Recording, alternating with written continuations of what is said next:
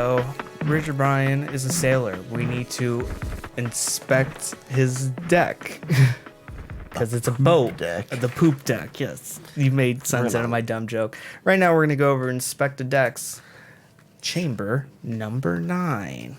Inspectah Deck is a New York MC, a member of the wu-tang clan, and he's kind of at the current moment getting a second career revival as part of CZARFACE with 7L and Esoteric. They've been putting out, over the last 2 years, they put out 2 terrific records as part of collaborations with other artists. In 2018, they put out CZARFACE meets Metalface with MF Doom, and this year they put out CZARFACE meets Ghostface with Ghostface Killa. And those were 2 terrific records that I think are both some of the most fun I've had with records over the last 2 years, because I think it's really comic booky, zany, but it's still it just has a fun depictive environment, and it's able to be playful with hip hop, which I feel like a lot of artists are afraid to be playful with various shades of hip hop. Not to mention their records before that were also really fun. Every Hero and It's a Villain, I find to be like extremely Saturday morning cartoonish, and just a really great idea coming to fruition here. So now we get Chamber number 9, a solo record, 13 songs in 40 minutes, and it's produced by Danny Cazio and Boo Bundy, and he just doesn't evolve. Bundy. He just, like, on this new record, we just don't get a new shade of Inspectah Deck, and I think this is a downgrade from his CZARFACE, because CZARFACE I just had a lot of fun with. This is just like, not to say every moment on here is terrible or anything, because I think there's moments like Can't Stay Away where he's talking about his relationship with hip hop, and it comes off to be really poignant and fun, mentioning everything from his b-boy stance to you can't can't beat the biz. Can't beat the biz. And just a bunch of various hip-hop references thrown throughout, and a bunch of hip-hop samples on the hook. On the hook, yeah. Just this great kind of almost weird Plunderphonics moment on the hook is really nice. We hit moments like No Good, which has this terrific vocal sample. I think we're getting a lot of terrific, like, old-school hip-hop production on this. I think it really works for, 2 newer artists, which I've read that these are 2 newer producers. I don't know the weight of that comment that I read, but they really predict an environment that fits Inspectah Deck. The problem isn't that Inspectah Deck doesn't fit with his environment. The problem is that he doesn't evolve. Comparing this to Ghostface Killa's last mixtape album, Lost Tapes, Ghostface Killa kind of evolved and reflected a part on a lot of his previous career. We got newer moments where he was over a rockier environment, like a hard rockier environment. We got moments where he was reflecting on Cream and past moments of his career. We got more narratives that were interesting. On this, we're really not getting that. Not to say that the material on here isn't bad, because I feel like Inspectah Deck's still putting a ton of passion on what he's doing. I just feel like we're just at a stage where I feel like this just isn't cutting it for him. I feel like he needs to evolve more. Yeah. I just find this to be kind of tired. Yeah. It's just kind of a tired, not even tired concept, but like Inspectah Deck feels really tired. Yeah. Here.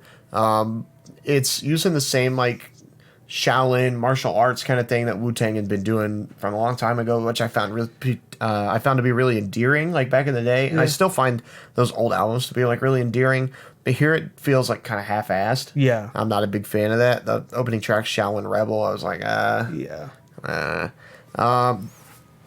there are some other tracks on here like What It Be Like and Game Don't Change, which are certified old head anthems.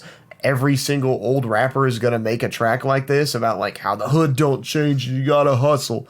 I'm changing hip hop for the new muscle. And then like that's literally it. Every old head is like, oh shit, this is the greatest. It's the same thing. Yeah. You'll hear this on literally any old rapper.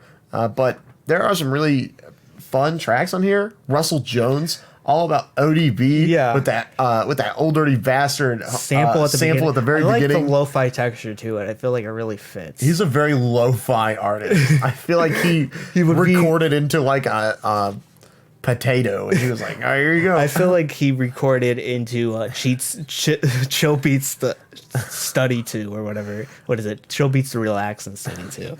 Here's some fun fact: ODB recorded with his laptop webcam.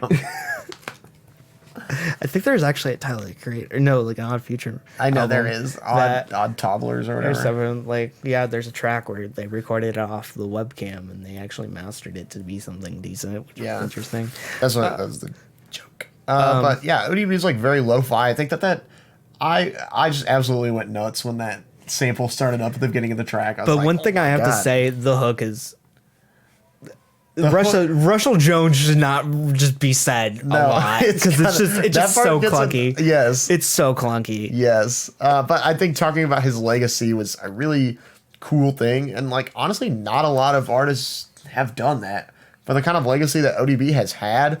There's not a lot of people that have talked about that quite yet, and Inspectah Deck does a really great job, I think, of paying tribute to him. Minus the hook, of course, it's kind of annoying. Yeah. But that opening sample I just found to be awesome.